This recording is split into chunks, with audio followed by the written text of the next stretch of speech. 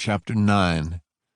2 days later the privateers dropped anchor in the Bay of San Juan, entering with all flags triumphantly flying, their cannon banging out salutes to the silent Spanish flag above San Cristobal.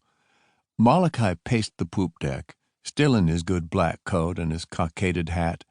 It had not been until the night before, when he had invited his officers to dine with him in celebration of their victory, that he had discovered he was supposed to have been wounded. His crew had looked at him with some surprise the night of the battle, when he had come on deck after supper to supervise the repair work. He was himself surprised to find them cheering him as soon as he mounted the poop deck. The solicitude of his officers and servant had been extravagant. He had been offered a hammock chair, assistance up and down the poop ladder, and was urged to go below and not worry, all would be ready by dawn. Puzzled, but weak with his phlebotomy, Malachi had obeyed and returned to a new cabin.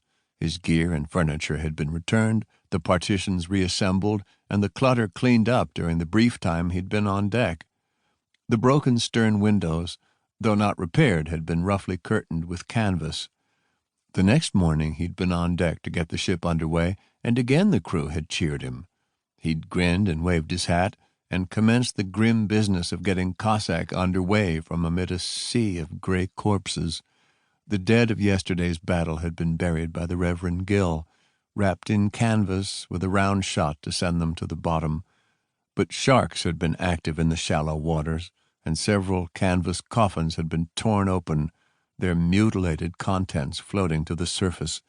The other officers had continued to rain attention on him, and after he'd been invited to sit down once too often, he damned their solicitude and demanded to know what was wrong with him. "Nothing, Captain," they'd replied warily, and Malachi brusquely told them not to treat him as an invalid.